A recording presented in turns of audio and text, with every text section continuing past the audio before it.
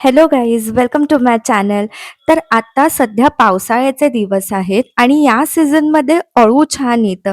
तर आज आई अळूची भाजी बनवते, ज्याला आपण अळूचं फतफतं पण म्हणतो. तर चला बघूया. ही बघा किती छान अशी हिरवीगार पानं आहेत अळूची आणि ती ना धुवून घ्यायची पानं पहिली. तर ही गावावरून आणलेली भाजी आहे. तर पानं धुवून घ्यायची आणि कट करून घ्यायची नीट.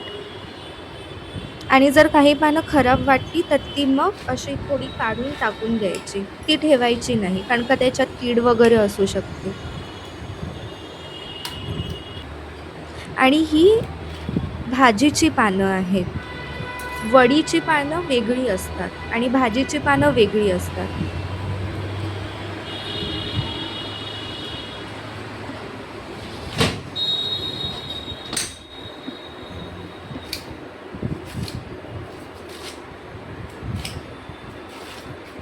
तर हे बघा अशा पद्धतीने कापून घ्यायची.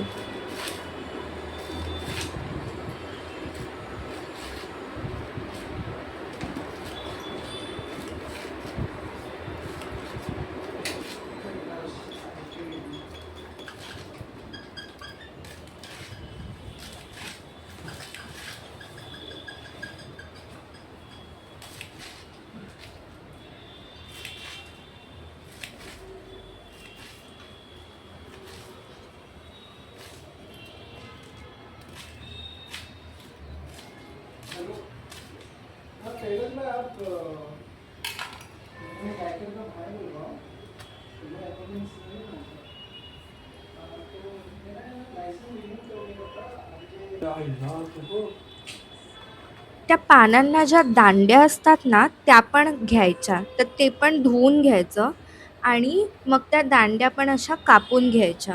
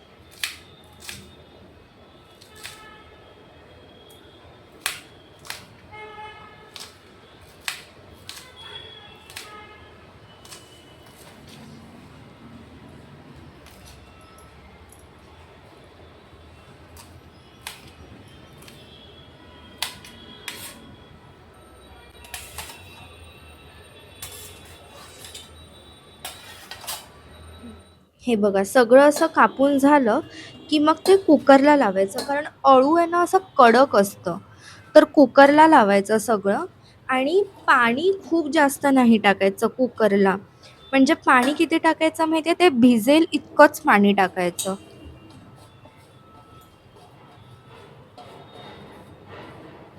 कारण का ते असंच डायरेक्ट शिजवलं तर ते चांगलं शिजणार नाही. आणि कुकरलाच शेंगदाणे लावायचे. तर हे ना भिजवलेले शेंगदाणे आहेत, कच्चे शेंगदाणे आहेत जे भिजवले आहेत 1 तास. मग ते टाकायचे.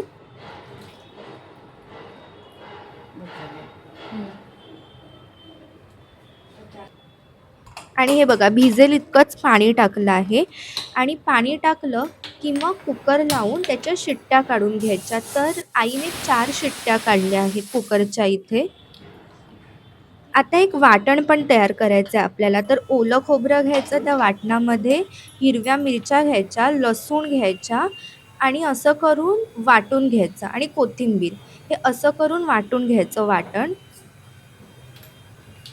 आणि मग एका कढईत तेल घ्यायचं आणि तेल चांगलं तापलं की मग त्याच्यात मोहरी टाकायची आणि ती मोहरी तडतडू द्यायची छान अशी. आणि मोहरी तडतडली की मग त्याच्यात लसूण टाकायचं.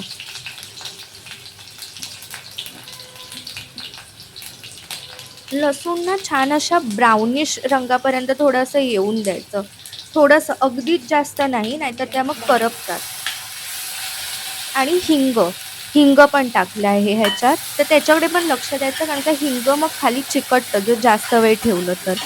आणि मग जे आपण खोबऱ्याचं वाटण तयार करून ठेवलेलं, तर ते वाटण ह्याच्यात टाकायचं आणि थोडंसं परतवून घ्यायचं. म्हणजे त्याच्यातला ना कच्चेपणा असा निघतो आणि तेलात परतवल्यामुळे म्हणजे त्याच्यात लसूण आणि हिंग आणि राई आहे ना, तर त्याचा स्वाद पण छान लागतो जर तेलात असं आपण परतवलं तर. आणि मग काही नाही त्याच्यात वाल टाकायचे आणि थोडंसं पाणी टाकायचं. आता वाल आपण शिजवून नाही घेतल्यात. हे भिजवलेले वाल आहेत. रात्रभर वाल भिजवायचे आणि मग वाल सोलून ह्याच्यात टाकायचे. त्याच्यामुळे हे शिजायला पाहिजे. म्हणून थोडंसं पाणी टाकून झाकण ठेवून वाल शिजवून द्यायचे. आणि मग आपले मसाले म्हणजे मालवणी मसाला, काश्मीरी लाल मिरची पावडर, हळद हे टाकायचं. ह्यात इतकंच टाकलंय. धना जिरा पावडर वगैरे टाकली नाहीये यात. आणि हे सगळं झालं, हे सगळं मिक्स करून घेतलं, की मग ह्याच्यात जे आपण उकडलेलं जे अळू होतं, ते घ्यायचं. अळू आणि शेंगदाणे. तर ते घ्यायचं आणि छान असं ना त्याला शिजवून द्यायचं हां, अळूला एकदम छान.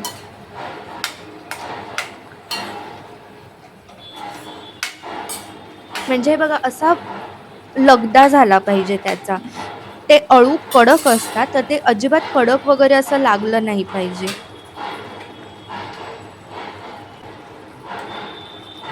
आणि चवीपुरतं मीठ टाकायचं यात.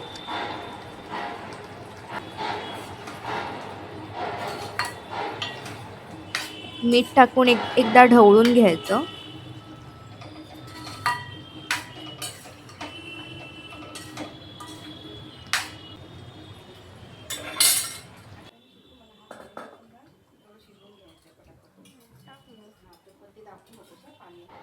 आता बघा ह्याला ना थोडासा कड आलाय, तर कड आल्यावर ह्याच्यात कोकम टाकायचे.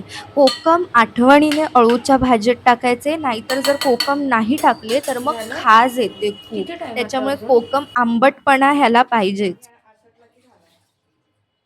बस आणि मग कड काढून घ्यायचा आणि झालं तयार आहे आपली अळूची भाजी. ही चपाती किंवा भाकरीसोबत खरंच खूप छान लागते. तुम्ही एकदा नक्की ट्राय करून बघा आणि मला कमेंटमध्ये नक्की सांगा की तुम्हाला ही रेसिपी कशी वाटली आणि प्लीज लाईक, शेअर, सबस्क्राईब.